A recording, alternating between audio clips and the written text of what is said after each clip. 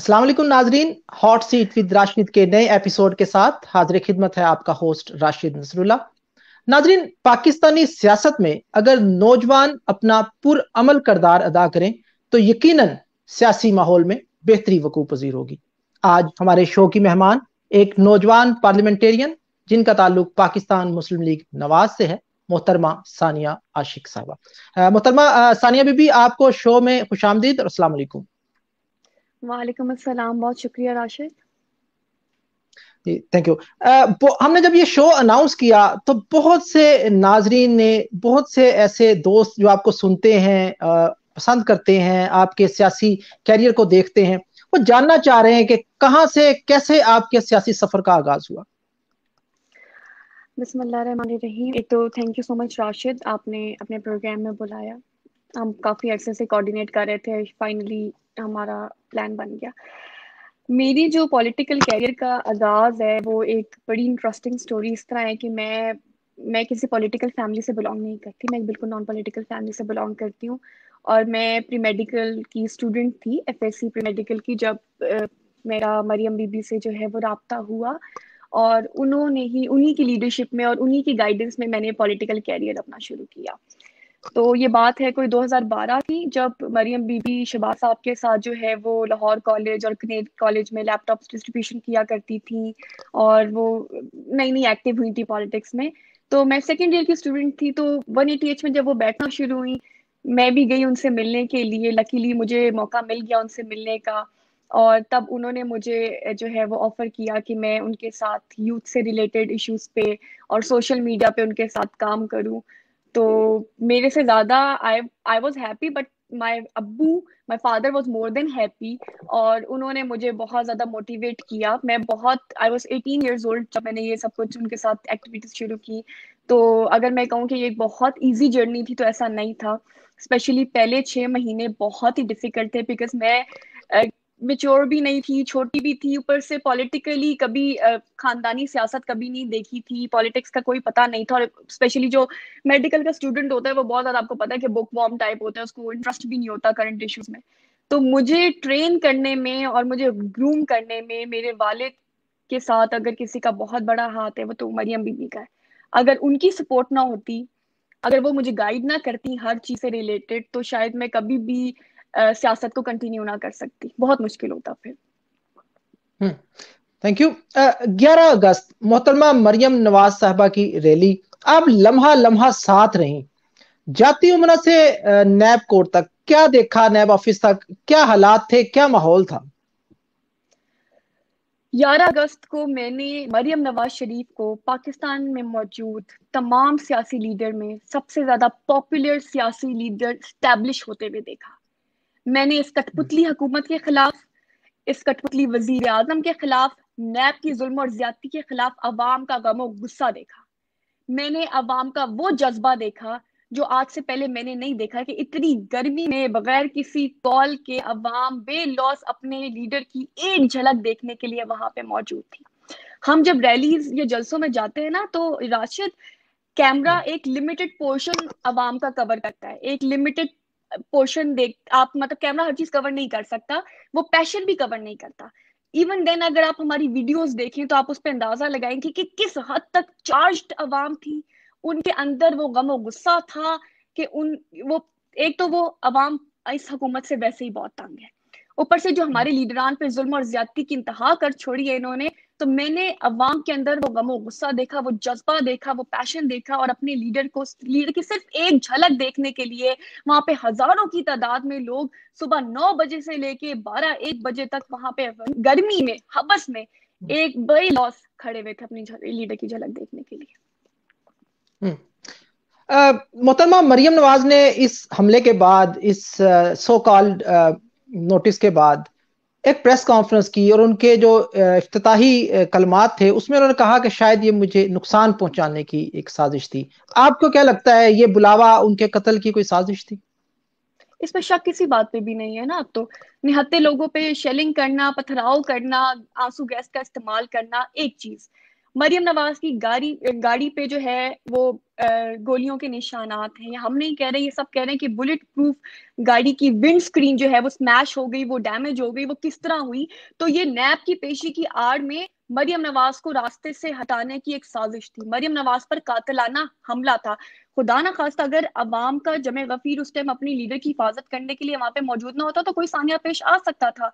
खुदा न, और मैं ये मानती हूँ कि ये मरियम नवाज को नुकसान पहुंचाने की साजिश नहीं थी, ये इस मुल्क को नुकसान पहुंचाने की साजिश थी। यहाँ पे लीडर सदियों में पैदा होते हैं, बनते हैं, अवाम उनसे मोहब्बत करती है। अगर आप एक लीडर को इस तरह उस पर हमला कर रहे हो तो आप सिर्फ मरियम नवाज को नुकसान नहीं पहुंचा रहे, आप इस मुल्क को नुकसान पहुंचा रहे हो, आप इस मुल्क से दुश्मनी कर रहे हो। ठीक। आपने देखा कि पत्थरों की बारिश, पूरी कौम ने देखा, पूरे पाकिस्तान ने देखा, पूरी दुनिया ने देखा, पत्थरों की बारिश निहत्ते कारकुनों पर, पत्थरों की बारिश एक निहत्ती लड़की पर। इस कदर खौफ क्यों है मोहतरमा मरियम नवाज से इस हुकूमत को? क्योंकि वो निहत्ती लड़की करोड़ों अवाम की तर्जुमान है। वो निहत्ती लड़की अवाम की ताकत का इस्तारा है। वो निहत्ती लड़की जेल चली गई लेकिन अपना नजरिया नहीं बदला। उस निहत्ती लड़की में इनको किसी की झलक नजर आती है, इनको उस झलक से खौफ आता है, इसलिए डरते हैं इस निहत्ती लड़की से।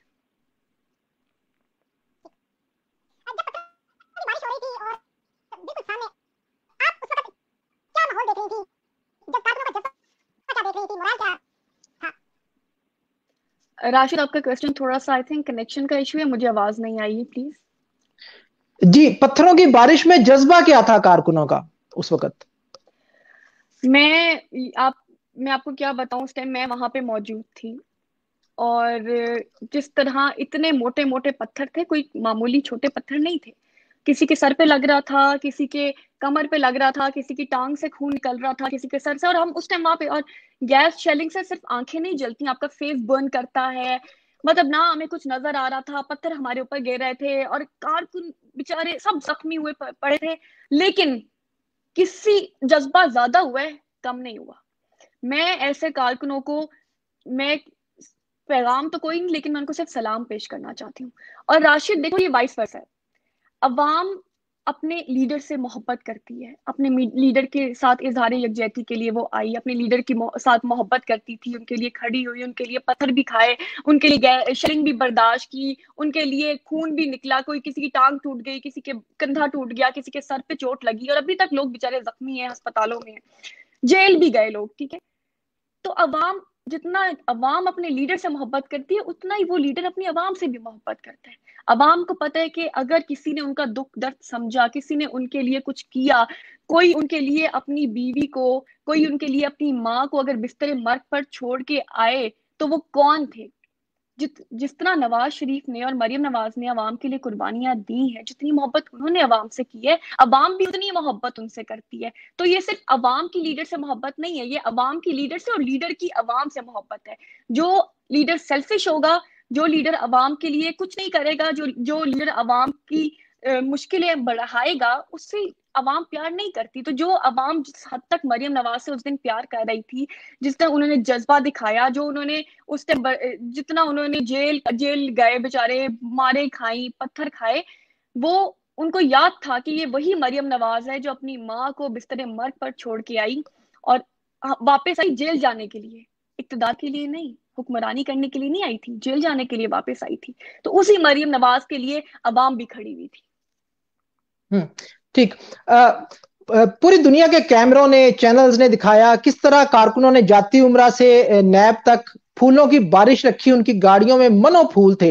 लेकिन इस हमले के बाद फयाज चौहान ने कहा कि वो फूल नहीं, वो पत्थर थे। तो आप इस पे क्या रिएक्शन देंगी कि?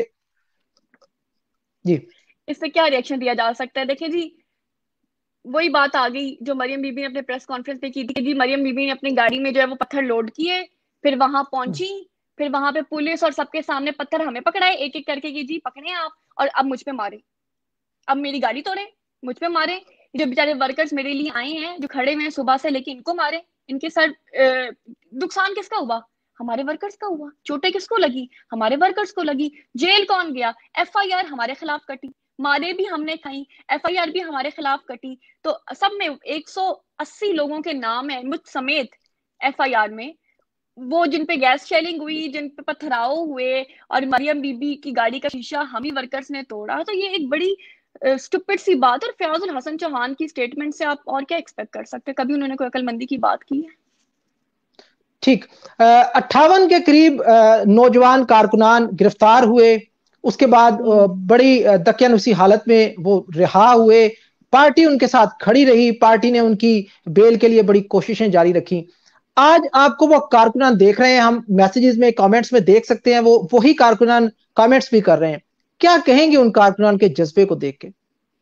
मैं इस जज्बे को देख के से सलाम पेश करना चाहती हूँ। और जैसे मैंने आपको पहले कहा राशिद, कि ये लीडर की अवाम से और अवाम की लीडर से मोहब्बत है। मरियम बीबी जिस दिन से कारकुनान गिरफ्तार हुए, वो जिस तरह उन्होंने फॉलो अप रखा इसका, जिस तरह वो मियाँ साहब ने लंदन में बैठ के फॉलो अप रखा कि हर कारकुन जो है वो बेल हो जाए उनकी, तब तक वो लोग रेस्टलेस रहे, जब तक एक एक कारकुन जो है उनकी बेल नहीं हुई। और उन्होंने मेक श्योर नहीं किया कि वो अपने घर तरीके से पहुंच गए हैं। उसके बाद तो ये देखिए ना, ये फिर वही बात है कि म्यूचुअल लव है। ये लीडर का अपनी कारकुन से है। जिस तरह कारकुन ने लीडर के लिए कुर्बानियां दी, उस तरह लीडर भी हर पल अपने कारकुन के साथ खड़ा हुआ है। और ये अटैक जो मुस्लिम लीग नून के वर्कर्स पे, ये कोई पहली बार नहीं है, एंड आई एम श्योर कोई आखिरी बार भी नहीं होगा। तो ऐसे कारकुन जो हर मुश्किल वक्त में अपने लीडर के साथ खड़े रहे, हर किस्म की जुल्म और ज्यादती बर्दाश्त की, ऐसे कारकुन कारकुन के लिए पैगाम नहीं है, सिर्फ सलाम है। ठीक। कल एक नजर से वीडियो गुजरी जिसमें कारकुनान पत्थरों की बारिश में मोहतरमा मरियम से कह रहे हैं कि आप गाड़ी के अंदर रहें, आप बाहर मत निकलें। लेकिन हमने देखा वो गाड़ी से बाहर आई, वहां खड़े होकर तकरीर की और नैब से कहती रही कि आप दरवाजा खोलें।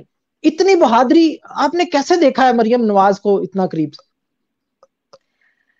मरियम नवाज की शख्सियात पे अगर आप बात करें, उनकी क्वालिटीज पे बात करें, तो आई थिंक ये शो तो बहुत कम है। मैं तो जितना उनकी क्वालिटीज के बारे में, माशाल्लाह वो बड़ी ब्लेस्ड है। उनके अंदर ऐसी काफी क्वालिटीज है जो एक इकट्ठे एक बंदे में नहीं होती हैं।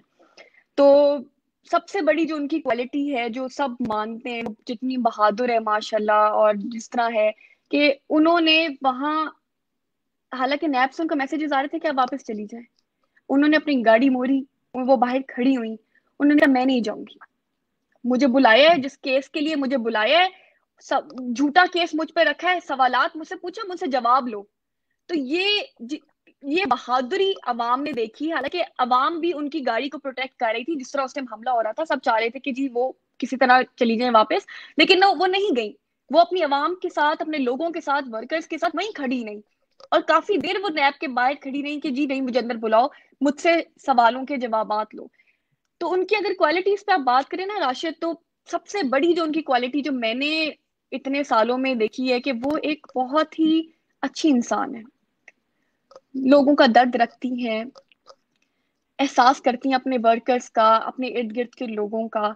मैंने पॉलिटिकली वो एक्टिव हो कि ना हो, कभी कोई बंदा जो परेशानी में हो या तकलीफ में हो, या जिसको किसी मदद की जरूरत हो, तो मैंने हमेशा मरियम नवाज को उनकी मदद करते हुए पाया है। और देखा है कि वो पॉलिटिकली एक्टिव हैं कि नहीं है, लेकिन वो हमेशा जिस बंदे की पर्सनल लेवल पे जिस हद तक वो हेल्प कर सकती हैं, मैं इसकी अपनी पर्सनल आई विटनेस हूँ कि वो हमेशा उस बंदे की हेल्प करती हैं। तो ये एक बहुत ही दुख रखती हैं दिल दिल में, और अवाम की फिक्र होती है उनको, लोगों की फिक्र होती है। लेकिन जो लोग उनको क्लोजली जानते हैं, वो ये भी जानते होंगे कि जितनी वो सॉफ्ट स्पोकन है, जितनी वो हम्बल है, जितनी वो प्यार करने वाली हैं, उसी तरह लीडरशिप क्वालिटीज में अगर देखा जाए तो वो उतनी स्टेडफास्ट हैं, उतनी ही वो ब्रेव हैं, उतनी वो स्ट्रांग हेडेड हैं, उतनी ही वो क्लियर माइंडेड है। वो she is very clear in her thoughts. वो बिल्कुल एक ब्लैक एंड व्हाइट पर्सन है। उनके वो she doesn't have a grey area in her mind, I would say. और बड़ी उनको क्लैरिटी के साथ पता होता है कि उन्होंने क्या करना है, किस तरह करना है। तो मैं कहती हूँ मेरे नजदीक कि ये एक बहुत बड़ी लीडरशिप क्वालिटी है, that you have the clarity of mind. So Maryam Bibi की this is one of her qualities. बाकी जो उनकी करिश्मेटिक पर्सनैलिटी है, जिस तरह अवाम उनकी तरफ अट्रैक्ट होती है, जिस तरह वो बात करती हैं, वो तो सब अवाम ने देख ली हुई है, लोगों को पता है उनकी इन क्वालिटीज का। ठीक। हमने देखा कि फजर तक जलसे चलते रहे, 4-4 बजे मरियम नवाज साहिबा तकरीर करने के लिए आती रही और हाउस जैम पैक रहा। सड़कें, वो ग्राउंड्स हो, वो कोई भी जगह हो, वो जैम पैक रही। आप भी उस वक्त उनके साथ लम्हा लम्हा मौजूद रही। एक कुछ अर्सा तक वो सियासत में इस तरह से एक्टिव नहीं थी, तो कौन सी वो चीज थी जिसने उनको एक फाइटर बना दिया, वो एक बिल्कुल एक फाइटर की तरह रिएक्ट करती हैं, वो क्या चीज है जो आपने महसूस की? वतन से मोहब्बत, अपने वालिद से मोहब्बत, पाकिस्तान की अवाम से मोहब्बत, अवाम का दुख और दर्द, इसने उनको फाइटर बनाया। और सबसे बड़ी बात कि वो दिल की साफ है। जो उनके दिल में होता है वो उनकी जुबान पे होता है। जब इंसान मुनाफकत से आरी होता है ना राशिद, तो उनकी शख्सियात में ऐसी पुख्तगी आ जाती है कि वो दलेर बन जाता है, वो बहादुर बन जाता है। मुनाफिक इंसान कभी बहादुर नहीं होता। जो इंसान दिल का साफ होता है, जो दिल में है, उसकी जुबान पे है, हमेशा वो इंसान बहादुर होता है। तो जितनी वो अच्छी इंसान है, इसी वजह से वो बहुत बहादुर भी है। जब आपका दामन साफ हो, जब आपको पता हो कि आपने कोई करप्शन नहीं की, आपने कोई गलत काम नहीं किया, तो फिर आप बहादुर होते हो, फिर आप अपने हक के लिए लड़ना जानते हो। ठीक। जिस दिन मोहतरमा मरियम नवाज साहबा ने लंदन से पाकिस्तान जाना था जेल के लिए, और वालदा को बिस्तर मरग पे छोड़ना था, एक मुश्किल लम्हा था। हम उस वक्त यहाँ मौजूद थे उनके पास, यकीनन एक बड़ा सोगवार माहौल था। फिर वो पाकिस्तान आई, उसके बाद आपने देखा पेरोल पे उन्होंने वालदा का जनाजा अटेंड किया।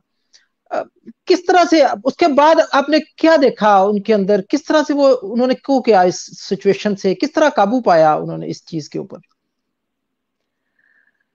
राशिद, ये एक ऐसी चीज है जिसपे मैं नहीं कह सकती कि इसकी कोई भी रिकवरी होती है।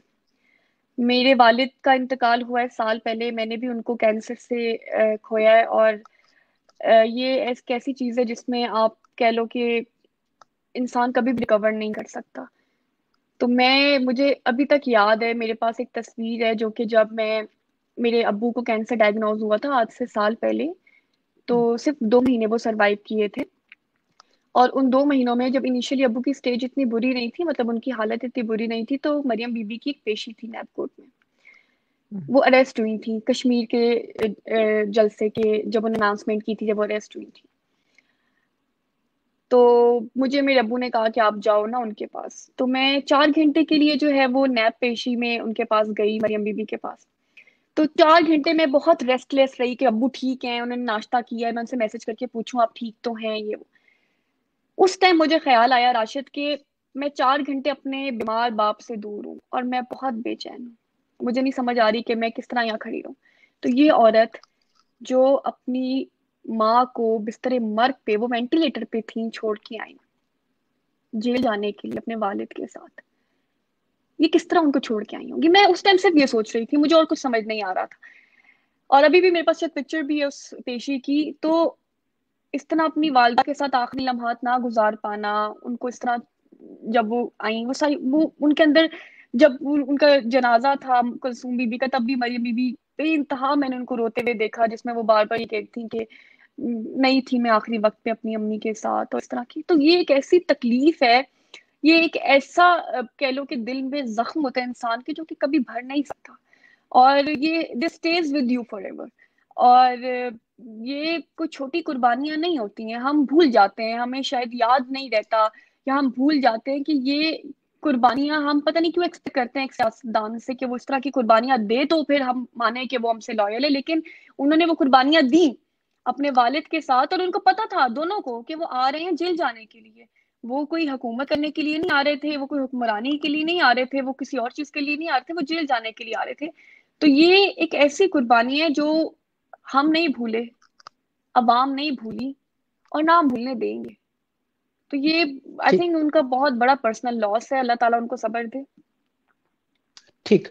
इस वक्त मोहतरमा सानिया बीबी, आपको हजारों नाजरीन लाइव देख रहे हैं, और उनमें से एक सवाल बड़ा, वो मेरे पास भी था लेकिन वो देख रहा हूँ, वो सवाल लोग पूछ भी रहे हैं कि मियां नवाज शरीफ के खिलाफ आने वाले फैसलों की अब क्या कानूनी और अखलाकी हैसियत बचती है जज अरशद मलिक की वीडियो के बाद? ना कोई हैसियत थी जी, ना होगी, ना बचती है। हम सबको पता है कि मियाँ साहब को किस गुनाह की सजा मिल रही है, या वो किस ऊंची अना की भींट चढ़े हैं, या उनका क्या कसूर था जिसकी उनको सजा। उनको उनको आज भी अपनी सजाओं से ज्यादा अवाम को पहुंचने वाले नुकसान की फिक्र है, जो कि दिन ब दिन बढ़ता जा रहा है। उनको अभी भी अपनी सजाओं से ज्यादा अपनी जो है अपने खिलाफ केसेस जो रोज लेम केसेस खुल रहे होते हैं नए, उससे ज्यादा आज भी लंदन में बैठ के भी इधर मरियम बीबी को भी अवाम की तकलीफ है, अवाम की दुख और तकलीफ की फिक्र है। तो इन जो केसेस हैं वो आई थिंक अब तो इस पे तबसरा करना बनता भी नहीं है कि पिछले 2-2.5 सालों में कितने को केसेस आए और कितनी कोई उसमें जो है वो सच्चाइयां थी। अवाम को बड़े अच्छे तरीके से पता है कि नवाज शरीफ को किस गुनाह की सजा मिल रही है। ठीक। आप एक पार्लियामेंटेरियन है, 50 लाख घर, करोड़ नौकरियां, ये कौम ने सुना, इस पे चंदा वोट भी मिले उनको। अब क्या सिचुएशन है कि महंगाई कंट्रोल से बाहर, बेरोजगारी कंट्रोल से बाहर, जीडीपी माइनस में, कोई भी इंडिकेटर, कोई भी पैरामीटर उठा के देखें, हुकूमत नीचे जा रही है, पाकिस्तानी अवाम गरीब से गरीब तर हो रही है। क्या कहेंगी मौजूदा हुकूमत की कारकर्दगी? जी, जब ये खान साहब ने बोला था, मैं तो नहीं बोलूंगी, कि जब ये सब महंगाई हो जाए और पेट्रोल की, गैस की और डीजल की और चीनी की और आटे की कीमतें बढ़ जाए तो समझ लेना चोर हो। तो हमें तो पता था पहले से कि आप चोर हैं, तो आवाम को भी पता चल गया। और जब बिल्ली को दूध की रखवाली के लिए बिठाएंगे तो फिर ऐसा ही होगा। मुल्क में चीनी चोरी होगी, मुल्क में आटा चोरी होगा, जखीरा अंदोजी होगी, ये सब कुछ होगा। तो ये सब कुछ जब हो रहा है और मुल्क में इंतहा की महंगाई हो रही है और ये लोग अपने अपनी जेबें भर रहे हैं, तो आई थिंक अवाम को, हम सबको पता है कि जी चोर कौन है, करप्ट कौन है और इस अवाम को लूट के कौन खा रहा है। ठीक। आप सोशल मीडिया पे बहुत एक्टिव हैं और वो लोग जो साफ चली शफाफ चली के नारे लगाते दिखते थे सड़कों पे भी, सोशल मीडिया पे भी, अब क्या सिचुएशन है? क्या वही मोमेंटम बरकरार है या कुछ पहले से उन्हें अफाका हुआ है इस हुकूमत के कारकर्दगी के बाद? मैं तो राशिद इतनी एक चेंज देखती हूँ सोशल मीडिया पे। आप अगर आप भी बहुत पहले से सोशल मीडिया पे एक्टिव हैं, आप भी इस बात को जानते हैं कि 2012 या 13 की बात अगर आप किए जाए तो एक पोर्शन था, कहते थे कि जी सोशल मीडिया पे तो पीटीआई की ही प्रेजेंस है, पीएमएलएन की तो है ही नहीं। बट इन लास्ट 8-9 ईयर्स अल्हम्दुलिल्लाह, और इसका क्रेडिट भी फिर आप अगर देना चाहें तो मरियम बीबी को ही जाता है कि जिन्होंने इतना पर्सनली सोशल मीडिया को मॉनिटर किया। और हम सब पायनियर्स थे जिन्होंने उनके साथ काम करना शुरू किया और उन्होंने खुद सोशल मीडिया टीम को ओन किया। और किस हद तक अब एक बहुत बड़ी माशाल्लाह हमारी टीम है सोशल मीडिया पे, जो कि मुझे तो हार्डली पीटीआई के लोग नजर आते हैं और जो पीटीआई को सपोर्ट करते भी थे। अब आप इतनी ट्वीट्स देखें कि वो लोग कहते हैं कि जी I voted for PTI but I am regretting, और मुझे पता चल रहा है कि जी हमने एक्सपेक्ट किया था कि पीटीआई परफॉर्म करेगी पर उन्होंने कुछ परफॉर्म नहीं किया। तो आई थिंक कि जिनको शौक था तब्दीली का, उनके भी सारा शौक पूरा हो चुका हुआ है। उनको भी अच्छा सबक मिल चुका हुआ है कि जी जिसको वो समझते थे कि जी साफ चली शफाफ चली, कितनी साफ है। बीआरटी की एग्जांपल आपके सामने है, कितनी करप्शन इन्होंने की है। और आवाम को जिस तरह जितनी महंगाई राशिद इन्होंने की है, मतलब गरीब आवाम का जो हाल है, उस अंदाजा शायद हम लोग नहीं लगा पाते। हम लोग तो सिर्फ अपने इर्द गिर्द के अगर लोगों को देख लें जो कि थोड़े से लोअर मिडिल हैं, कि गरीब हैं, जिनकी हम हेल्प करें, अदर देन दैट तो इतने लोग हैं जो कि इतने तंग है महंगाई से, और सिर्फ इस नलायक और नकम्मी और सिलेक्टेड हुकूमत की वजह से। और ये 50 लाख नौकरियां, और सॉरी 50 लाख घर और 1 करोड़ नौकरियां, ये सारी कहाँ है? बल्कि जितने बेचारे लोग नौकरियों पे थे उन सबको बेरोजगार कर दिया गया।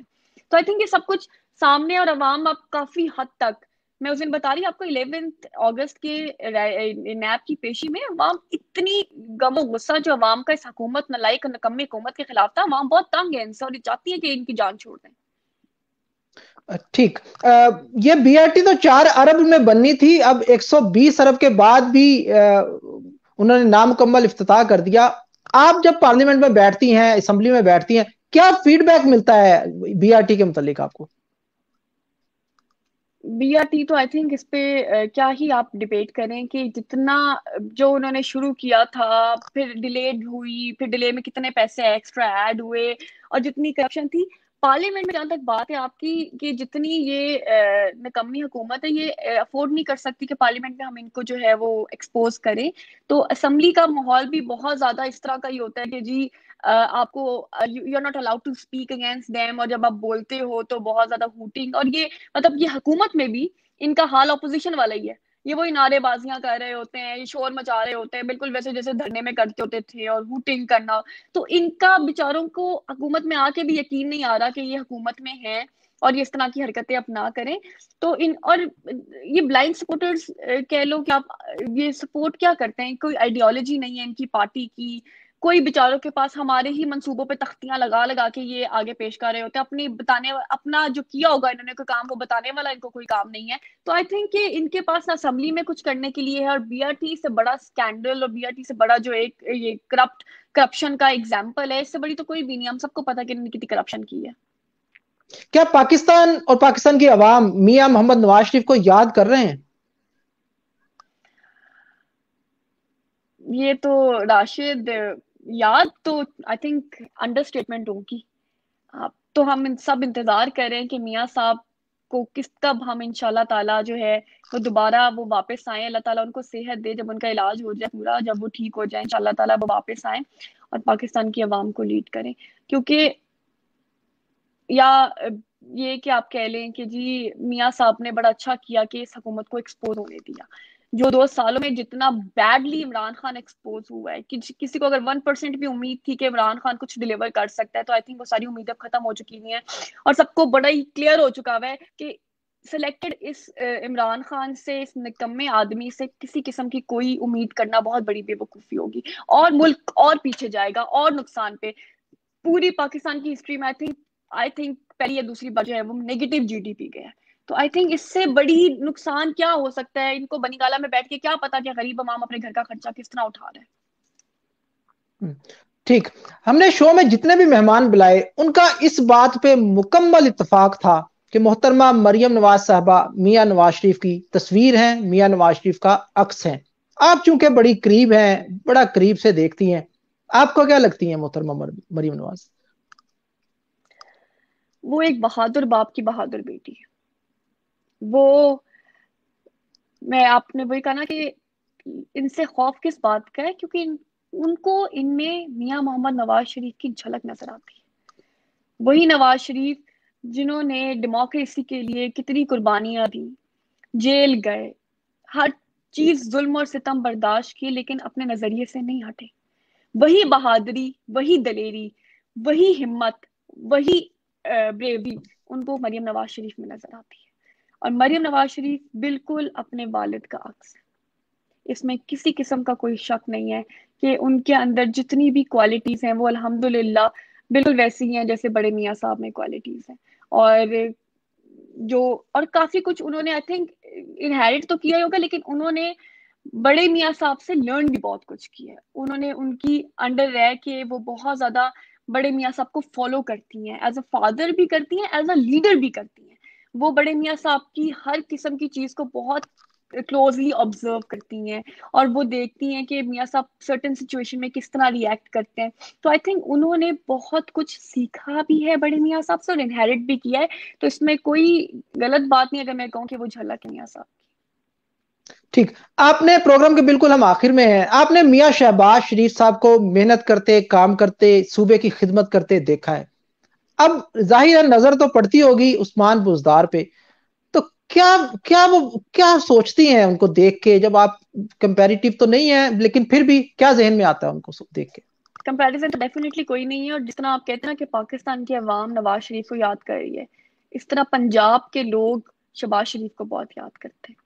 आप लाहौर की या पंजाब में जितने शहर हैं उन सब की हालत देखें, इतनी बुरी। जब बारिश होती है जगह जगह पे कूड़ा, कभी शहबाज शरीफ के होते हुए हमें ये चीजें, इस तरह का गंद लाहौर में या पंजाब में नजर नहीं आया। तो एस शहबाज शरीफ साहब ने जितना डिलीवर किया, आई थिंक उन उसकी एग्जाम्पल कोई नहीं है। सबको पता है कि पंजाब में जिस हद तक तरक्याती काम हुए हैं, हॉस्पिटल्स बने हैं, स्कूल्स बने हैं, इंफ्रास्ट्रक्चर, सिर्फ सड़कें नहीं बनी हैं, सारे इतने बड़े बड़े अस्पताल बने हैं, लिस्टें मौजूद हैं, स्कूल्स बने हैं, इतनी डेवलपमेंट हुई है। वो सब कुछ किसने किया? शहबाज शरीफ ने किया है। और ये आके कुछ करना तो बहुत दूर की बात है, ये ना उसको मेंटेन कर सके, उल्टा इन्होंने उलट कर दिया, इन्होंने वो सब चीजें तबाह बर्बाद कर दी। अस्पतालों के हाल आप जाके देखें, दवाइयां कितनी महंगी हो चुकी हैं, किसी से कोई ढकी छुपी बात नहीं है, ये सारी कीमतें लोगों को भी पता है कि कितनी बड़ी है। स्कूल्स के जो गवर्नमेंट स्कूल्स के जो हाल हैं, सड़कों के जो हाल हैं, अभी इतने बुरे हालात हैं, हर जगह कूड़ा पड़ा हुआ है। तो ये उस्मान बुजदार और शहबाज शरीफ का कंपैरिजन, तो वो जैसे एक मीम भी चला था कि जी शहबाज साहब अगर आईफोन है तो बुजदार साहब जो है वो 3310 फोन है। तो आई थिंक ये कंपैरिजन अगर आप करना चाहे तो ये हो सकता है, तो अदरवाइज एसएस और उस्मान गुजदार का कोई कंपैरिजन नहीं है जी। ठीक, आप एक कम उम्र तरीन एमपीए भी हैं, पार्टी कारकुनान को कितनी इज्जत देती है, अपने हवाले से अपने सामने रख के जरा बताइएगा नाजरीन को। यार मैं आपके सामने सबसे बड़ी एग्जांपल मैं खुद हूँ। मैं एक कारकुन ही थी, मैं एक वर्कर थी, एक नॉन पॉलिटिकल फैमिली से बिलोंग करती थी, और मुझे कितनी इज्जत मिली है, या मुझे किस तरह पार्टी ने ओन किया है, या किस तरह पार्टी ने मुझे एक प्लेटफॉर्म दिया है कि मैं अपने आप अपना काम दिखा सकूं, मैं परफॉर्म कर सकूं, और उस परफॉर्मेंस पे उन्होंने फिर अगर ये डिसाइड किया जो मतलब 2018 में जब बोर्ड बैठा पार्टी का, हकान अब्बासी साहब ने मेरा इंटरव्यू लिया, और जब उन्होंने मुझसे पूछा कि पिछले 8 सालों में आपने क्या कुछ किया, और मैंने उनको बताया कि जी मैंने ये काम किया पार्टी के लिए, तो ये देखिए एक पूरा मेरिट पे फैसला हुआ है। ऐसा मैं, मेरे पीछे कोई फैमिली नहीं थी, मेरी पॉलिटिकल फैमिली नहीं थी जो मुझे सपोर्ट करती। एक मेरी लीडर थी जिन्होंने मुझे, बड़ी बहन मैं उनको अपनी बड़ी बहन मानती हूँ, या माँ की तरह उन्होंने मुझे गाइड किया पॉलिटिकली, प्रोफेशनली, पर्सनली, और उन्होंने मुझे ट्रेन किया, और फिर मैंने परफॉर्म किया, और उसके बाद उनको लगा कि जी ये इस काबिल है, या पार्टी ने डिसाइड किया कि जी इनको असेंबली में होना चाहिए। तो पार्टी कारकुन को कितनी इज्जत देती है, इसकी मिसाल मैं आपके सामने हूँ। ठीक, प्रोग्राम का बिल्कुल आखिरी हिस्सा, मोहतरमा मरियम नवाज साहिबा का मुस्तकबिल की सियासत में आप क्या किरदार देख रही हैं? हाल और मुस्तकबिल दोनों मरियम नवाज का ही। एक ऐसी शख्स जिनकी एक झलक देखने के लिए लोगों, हजारों की तादाद में लोग जो है वो एक पेशी पे इकट्ठे हो जाए, उनकी सियासी किरदार की पेशन गोई करना आई थिंक मेरे बस की बात तो नहीं है। और अगर मैं कहूँ कि मैं उनका किरदार क्या देखती हूँ, या मैं उनको कहाँ देखती हूँ, तो आई थिंक इंशाल्लाह ताला ता हयात वजीर आज़म। ठीक, एक जुमला पाकिस्तानी अवाम के जबान जदोआम है, नैब न्याजी गठजोड़। आप क्या कहेंगी नैब न्याजी गठजोड़ पे? ढकी छुपी बात ही नहीं है, सब कुछ क्लियर है। ये कठपुतली हुकूमत, कठपुतली वजीर आजम, नैब, नैब का क्या रोल रहा है पिछले 2 सालों में। नैब ने खुद अपने आप को बहुत बैडली एक्सपोज किया, जिस पर्सनल लेवल पे जाके उसने दुश्मनियां निकाली हैं, और ये जिस तरह उन्होंने हम पे पथराव किए, या जो रिएक्शन उनका 11 अगस्त को था, जिस तरह उनकी एग्रेशन थी, तो नैब हुकूमत की डायरेक्शन पे नहीं चल रहा तो फिर किसकी डायरेक्शन पे चल रहा है। और ये सब नैब कोई फैसला करता है, हुकूमती जो इनके स्पोक्स पर्सन, इनकी स्टेटमेंट्स आना शुरू हो जाती हैं, तो ये नैब न्याजी गठजोड़, ये हमने तो 2 साल पहले कह दिया था, अब तो ये पूरी आम हो गया, आवाम को भी पता है, लोगों को भी पता है, मीडिया में भी ये चीज हाईलाइट हो चुकी हुई है कि किस तरह नैब और न्याजी गठजोड़ है, और किस तरह ये लोग के सब कुछ प्लान्ड साजिशें हैं। और जिस तरह 11 अगस्त को इन्होंने एक पेशी की आड़ में, एक पेशी का बहाना बना के मरियम नवाज को अटैक करने का प्लान बनाया, मरियम नवाज पर कातलाना हमला किया, ये किसी किस्म से ढकी छुपी बात नहीं है कि नैब किसकी इंस्ट्रक्शंस पे चल रहा है। जी बहुत बेहतर, मोहतरमा सानिया आशिक साहबा, आपके कीमती वक्त का बहुत बहुत शुक्रिया। Thank you so much Ashiq. Thank you जी। नाजरीन, आज आपने शो देखा, कमेंट सेक्शन में अपने कमेंट से जरूर आगाह कीजिएगा। अपना, अपनी फैमिली का रखें ख्याल। अल्लाह निगहबान।